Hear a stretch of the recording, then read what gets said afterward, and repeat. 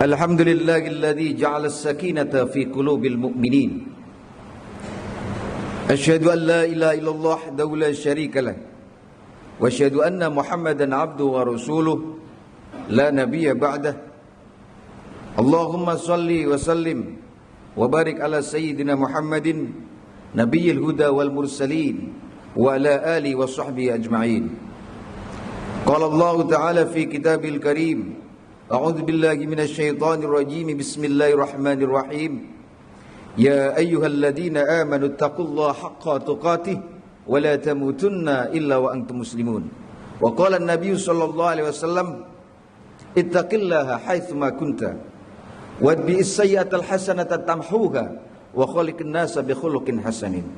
Shadaqallahul adzim wa sadaqan nabiyul karim wa ana 'ala dzalika minasy-syakirin walhamdulillahi rabbil alamin. Amma ba'd. Saudara-saudara jamaah salat Jumat yang dimuliakan oleh Allah, marilah kita bersama-sama meningkatkan keimanan dan ketakwaan kita kepada Allah. Setiap tarikan nafas kita, detak jantung kita, denyut urat nadi kita merupakan kesempatan terbaik untuk melipat gandakan investasi akhirat kita. Karena pada dasarnya kehidupan yang paling substantif adalah kehidupan kita di akhirat. Maka orang yang paling beruntung adalah mereka orang-orang yang menapaki jalan kehidupan di dunia dengan keimanan dan ketakwaan. Saudara-saudara, ada surah Al-Quran yang surah ini sangat pendek. Saya yakin seyakin-yakinnya setiap dari kita hafal surah ini. Bahkan surah ini menjadi langganan kita ketika kita melaksanakan sholat. Para ulama menyatakan surah ini memiliki banyak kelebihan. Imam Syafi'i pernah menyebutkan tentang kehebatan surah ini. Kata beliau, "Lau ma anzalallah hujjatan ala khalqihi illa hadhihi surah lakafatkum." Kalau saja Allah Subhanahu wa taala tidak menurunkan Al-Qur'an sebagai pedoman kehidupan kita, sebagai hujjah dalam menapaki jalan kehidupan, illa hadhihi surah, hanya menurunkan satu surat ini, lakafatkum, maka cukup bagi umat manusia untuk menjadikan surah ini sebagai pegangan dalam kehidupannya. Imam Ibnu Katsir mengatakan surah ini termasuk salah satu surat yang paling populer di kalangan sahabat. Dalam setiap momentum pertemuan, sahabat tidak akan pernah berpisah kecuali sebelumnya membaca surah ini. Surah ini oleh para ulama diklasifikasikan sebagai surah Makkiyah, diturunkan surah yang ke-13 dan tercatat dalam kodifikasi Al-Quran sebagai surat yang 103. Surat apakah itu? Saudara-saudara, surat itu adalah surah Al-Asr. Mari kita lihat surah Al-Asr ini dan apa yang disampaikan oleh Allah dalam surah Al-Asr yang perlu kita kaji untuk menjadi bagian dari langkah kehidupan kita. Saudara-saudara, Allah mengawali surah ini dengan sumpah menggunakan wawu qasam, wal asri, demi waktu. Dalam kitab tafsir Al-Jalalain karangan Jalaluddin Asyuyuti dan Jalaluddin Al-Mahalli mengatakan bahwa yang disebut dengan al-asr ad-dahr, waktu. Ba'dama nuzul ilal ghurub, ketika matahari sudah mulai bergeser menuju ghurub, atau waktul asr, atau waktunya sholat asar. Tapi para mufassir mengatakan wal asri, demi waktu dalam artian umum. Allah bersumpah demi waktu. Ketika Allah menggunakan makhluknya sebagai sumpah, maka di situ Allah mengagungkan makhluk itu, Allah memuliakan makhluk itu. Dan sumpah itu, saudara-saudara, punya karakteristik yang khas. Kalau kita dalam sebuah kesaksian di pengadilan, maka sebelum kita memberikan kesaksian, kita diminta untuk bersumpah. Agar apa? Agar yang disampaikan adalah kebenaran, tidak ada dusta. Dan Allah mengawali ini surat dengan kalimat sumpah, dengan lafduz sumpah, lafdul qasam. Namanya wawu qasam. Wal asri, demi waktu. Ini maksudnya apa? Be attention. Kita harus memperhatikan apa yang Allah ingin sampaikan setelah itu. Dan pasti yang disampaikan oleh Allah adalah sesuatu yang maha penting. Wal asri, demi waktu. Innal insana, sesungguhnya seluruh manusia. Allah menggunakan lafzul tauhid, sudah diawali dengan sumpah, lalu Allah gunakan lafzul tauhid, inna, sesungguhnya seluruh manusia. Dikatakan seluruh manusia karena mufassirin mengatakan al di sini mengandung makna al lil jinsi atau al lil jam'i, yang mengcover seluruh manusia kecuali mereka yang belum mukallaf. Jadi seluruh manusia, baik kaya maupun miskin, baik berpangkat maupun rakyat jelata, muda atau tua, dikatakan oleh Allah Subhanahu wa taala selagi bernama manusia la fi khusrin, dalam kondisi rugi. Ai fi tijarah, dalam perdagangan. Ayat ini dinuzulkan karena tradisi dari masyarakat Arab, setiap sore berkumpul selepas mereka berdagang, lalu mereka menghitung, ada sebagian yang untung, ada sebagian yang rugi. Saudara-saudara, dalam konteks itulah Allah mendeklarasikan ada yang untung dalam berdagang, ada yang rugi dalam berdagang, tapi semua aktivitas itu dianggap oleh Allah rugi. Illal ladzina amanu, kecuali orang-orang yang beriman. Ustaz, hari ini saya untung 1 juta, rugi. Ustaz, hari ini saya untung 2 juta, rugi. Ustaz, hari ini saya untung 1 miliar, rugi. Walaupun 1 miliar. Orang yang mendasari hidupnya pertama dengan keimanan, sebagaimana dinyatakan dalam surat Al-Asr ini. Kok bisa begitu, Ustaz? Iya. Kalau kita melangkah dari rumah, melakukan aktivitas ekonomi hanya sekedar sebagai panggilan sosial atau tanggung jawab moral, memberikan nafkah kepada anak istri kita, maka nol di mata Allah. Untung, tapi rugi di mata Allah.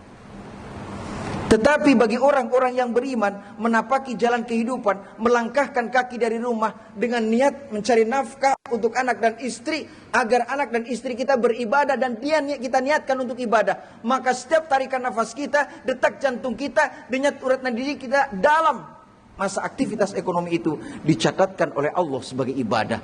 Tak ubahnya laksana kita membaca tasbih, itulah kerugiannya. Ustadz, saya rugi hari ini karena modal nggak balik. Tapi di mata Allah ada untung. Kenapa? Karena aktivitas ekonomi Anda hari ini dihitung oleh Allah sebagai ibadah. Setiap tarikan nafasnya, detak jantungnya, denyut urat nadinya adalah tasbih, dihitung oleh Allah Subhanahu wa taala. Maka begitu sia-sia orang yang tidak beriman menapaki jalan kehidupan karena tidak ada nilai di mata Allah.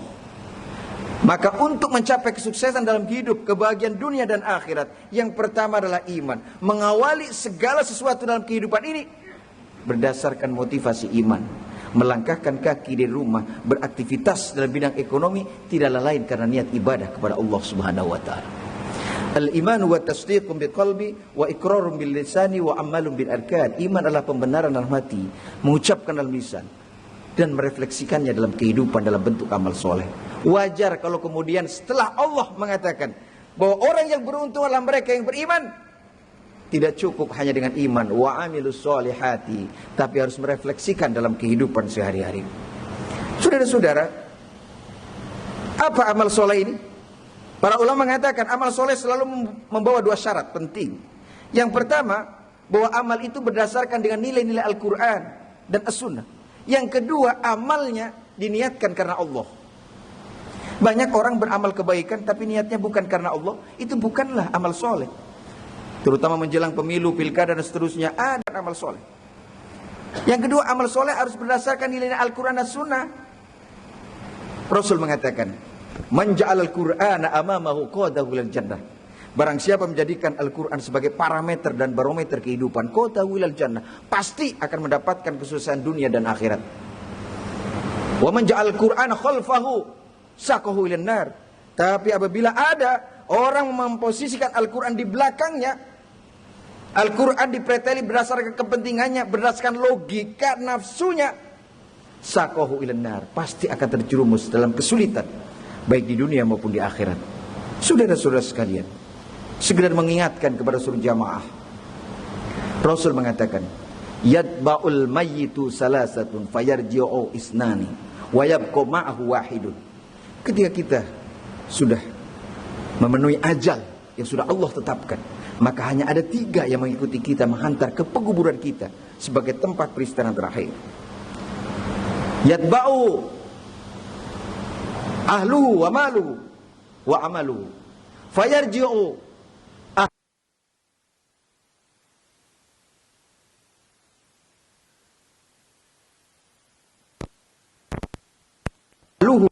ke pekuburan. Ada 3 yang mengikuti kita, kata Rasul. Yang pertama adalah keluarga kita, dengan berlinang air mata, penuh dengan kesedihan dan kepedihan, mereka menghantar jenazah kita, tapi hanya sampai di bibir kuburan. Lalu kemudian yang mengantar kita adalah harta. Mungkin sebagian dari harta kita, ada motor, mobil, ikut mengantar. Dan yang terakhir adalah amal. Fayarji'u isnani, keduanya akan balik. Siapa? Ahluhu wa maluhu. Harta yang kita kumpulkan, keluarga yang begitu kita sayangi, tidak akan mau menemani kita di alam kubur. Dia berhenti di bibir kubur, melepas kepergian kita sendiri, mempertanggungjawabkan segala amal perbuatan kita. Wa yabqa amaluhu, hanya satu yang menemani kita, yaitu amal perbuatan kita selama kita di dunia. Saudara-saudara sekalian, orang-orang yang menapaki jalan kehidupan dengan menempatkan amal untuk mempersiapkan kehidupan pasca kematian adalah manusia tercerdas di mata Allah Subhanahu wa taala. Saudara-saudara yang dimuliakan oleh Allah, setiap dari kita akan menyesal. Bahkan satu kalimat pertama saat kita terbangkit dan tersadar bahwa kita sudah di alam lain, Masya Allah, digambarkan oleh Allah Subhanahu wa ta'ala, Rabbirji'uni la'alli a'malu shalihan fima taraktu. Tersadar kita sudah berada di alam kubur, tidak ada orang yang menemani kita. Anak istri kita, saudara-saudara kita, mungkin mereka akan bersedih, tapi hanya beberapa saat lagi. 1, 2, 3 bulan, 1 tahun, 2 tahun. Selebihnya kita hanya bagian dari sejarah. Pertama kali kita tersadarkan bahwa kita berada dalam kubur, apa yang kita ucapkan? Digambarkan oleh Allah dalam Al-Quran secara dramatis. Rabbirji'uni la'alli a'malu shalihan fima taraktu. Ya Allah, kembalikanlah aku ke dunia. La'alli a'malu shalihan. Andaikan kau kembalikan aku ke dunia, la'alli a'malu shalihan, aku akan beramal soleh fima taraktu, yang selama ini kutinggalkan. Kita memohon, mengajukan satu proposal kepada Allah untuk dikembalikan hidup di dunia, dan berjanji kepada Allah akan melakukan segala amal kebaikan. Kata Allah, itu tidak benar. Itu hanya sekedar perkataan bohong belaka. Wa mi waraihim barzahun ila yaumi yub'atsun. Kalla innaha kalimatun huwa qailuha wa mi waraihim barzahun ila yaumi yub'atsun. Itu bohong. Katakan Muhammad, wa mi waraihim barzahun ila yaumi yub'atsun. Di depanmu ada satu tembok besar yang tidak memungkinkan setiap orang yang mati kembali beraktivitas ke dunia. Namanya barzah, ila yaumi yub'atsun, sampai pada akhirnya hari dibangkitkan. Jangan sampai kita termasuk orang-orang yang menyesali kehidupan justru ketika kita tersadarkan bahwa kita sudah berada dalam kubur. Maka memanfaatkan waktu untuk berbuat kebaikan saat ini juga merupakan bagian terbaik untuk menapaki jalan kehidupan yang pasti akan kita lalui, yaitu kehidupan pasca kematian. 1, iman. Yang kedua, amal soleh. Yang ketiga, dalam ayat ini, watawasau bil haqqi, orang yang selalu konsisten untuk saling mengingatkan, on the track dalam mempertahankan dan menjalankan kebenaran. Saudara-saudara, setiap dari kita punya tanggung jawab kepada yang lain untuk mengingatkan agar orang di sekitar kita tetap berada di jalan kebenaran. Apa jalan kebenaran itu? Jalan yang sesuai dengan konsep Al-Quran dan As-Sunnah. Menjadikan Al-Quran dan As-Sunnah sebagai parameter, barometer kehidupan kita. Hitam kata Al-Quran, hitam kata kita. Putih kata Al-Quran, putih kata kita. Ke selatan kita harus berjalan, ke selatanlah kita berjalan. Jangan Al-Quran dipotong-potong, sebagian di drop berdasarkan logika kepentingan kita. Yang terakhir, watawasau bis sabri, dan orang yang selalu berusaha untuk saling mengingatkan, saling menasihati di dalam kesabaran. Saudara-saudara, sebagai catatan, kehidupan kita kan gak selamanya berbaur dengan pelangi. Kehidupan kita kan merupakan perpaduan antara suka dan duka, antara tangis dan tawa, antara senyum kebahagiaan dan tetesan air mata kepedihan. Dalam menapaki jalan kehidupan yang penuh dengan dinamika, maka dibutuhkan satu konsep yang disebut dengan kesabaran. Di luar konsep itu adalah rasa syukur. Sabar ini merupakan solusi terindah dalam menapaki jalan kehidupan. Karena tidak ada satu orang pun di antara kita yang bisa menentukan segalanya. Saudara-saudara, sebagai kisah kecil saja sebelum saya tutup khutbah ini. Ada seorang perempuan yang menangis terseduh-seduh di pinggir kuburan. Lalu dihampiri Rasulullah, "Kenapa kau menangis?" "Bersabarlah atas segala ujian yang Allah berikan." Si perempuan menjawab, Kau tidak tahu apa yang kurasakan. Pergilah. Lalu kemudian Rasul pergi. Beberapa langkah setelah itu ada datang sahabat. Wahai perempuan, itulah Rasulullah. Coba tanyakan, bagaimana resep menghadapi hidup ini? Lalu Rasulullah mengatakan bahwa kita harus bersabar. Sabar itu apa ya Rasulullah? As-sabru inda sadmatil ula. Sabar itu sejak pukulan yang pertama. Jadi kadang kita salah menerapkan konsep sabar. Sabar sebagai alternatif terakhir ketika semua pintu terkunci. Sabarlah, kita kan sudah berusaha. Mungkin tidak ada jalan lain lagi. Tidak, itu bukan konsep kesabaran dalam Islam. Konsep kesabaran dalam Islam adalah saat awal. Sejak awal, bahkan sebelum kejadian itu, kita sudah memasang konsep sabar atas kodo dan kodar Allah. Orang-orang yang menapaki jalan kehidupannya iman, amal soleh, selalu kebenaran, dan yang terakhir sabar dalam menapaki jalan kehidupan. Apapun takdir yang Allah berikan, dipastikan oleh Allah merupakan orang-orang yang beruntung. Barakallahu li wa lakum fil Qur'an al-azim wa naf'ani wa iyyakum minal ayati wa dzikril hakim. Taqabbalallahu minna wa minkum taqabbalallahu ya karim innahu wal ghafurur rahim.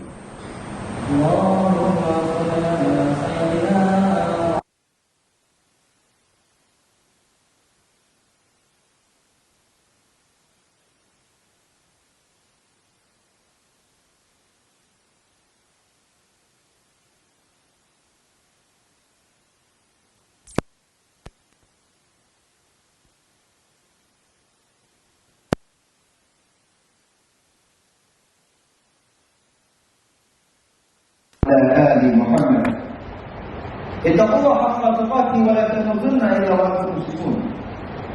Alhamdulillah, saudara-saudara, mari kita tingkatkan iman takwa kita. Sebelum Ustaz mengakhiri khutbah yang kedua, Ustaz mengungkapkan hadis ini, dan ini hadis Jibril datang langsung untuk berjumpa dengan Rasulullah. Jadi hanya untuk menyampaikan hadis ini, hanya untuk menyampaikan hadis ini, Jibril langsung bertemu dengan Rasulullah. Apa kata Jibril? Ya Rasul, maksudnya, fa'inna kami ini, hiduplah kamu, semua kamu. Fa'inna kami ini maksudnya kau bakal mati. Seberapapun kita bisa melakukan apapun, tapi ujungnya kita akan menemukan agar kematian. Dan kematian itu awal dari setiap pembalasan. Lalu wa'mal masyidda, fa'inna kami sufi. Beramallah, semua kamu. Tapi ingat, fa'inna kami sufi, kau akan mendapatkan balasan setimpal dengan amal perbuatan. Terakhir, wa'mal masyidda, fa'inna kami fariq. Cintailah sesuatu yang ingin kau cintai. Kau cintai pangkat, jabatan, bukan harta, wanita. Silakan. Bagaimana kamu paling pada saat nanti kau akan berpisah saja. Saudara-saudara sekalian, marilah hadis ini menjadi bagian dari spirit kita untuk menapaki jalan kehidupan kita. Bahwa segalanya akan berakhir. Orang yang cerdas adalah orang yang menapaki jalan kehidupan dengan berorientasi untuk kehidupan akhirat. Marilah kita berdoa kepada Allah. Semoga setiap dari kita selalu dituntut oleh Allah untuk iman hajinya dan menapaki jalan kehidupan ini dengan iman dan Islam. Dan ketika Allah panggil kita, status kita husnul khatimah. Allah maghfir lil muslimina wal muslimat wal mu'minina wal mu'minat wal ahya'i minhum wal amwat. Allahumma arina haqqa haqqa warzuqna ittiba'ah wa lil batila batila warzuqna ijtinabah. Allahumma inna nas'aluka salamata wal afiyata fid din wad dunya wal akhirah. اللهم آمنا من كل بلاء الدنيا وعذاب الآخرة وشر الدنيا وشر الآخرة. ربنا آتنا في الدنيا حسنة وفي الآخرة حسنة وقنا عذاب النار. سبحان ربك رب العزة عما يصفون والسلام على المرسلين والحمد لله رب العالمين. عباد الله إن الله يأمر بالعدل والإحسان وإيتاء ذي القربى وينهى عن الفحشاء والمنكر والبغي يعظكم لعلكم تذكرون فاذكروا الله يذكركم على أن يزدكم ولذكر الله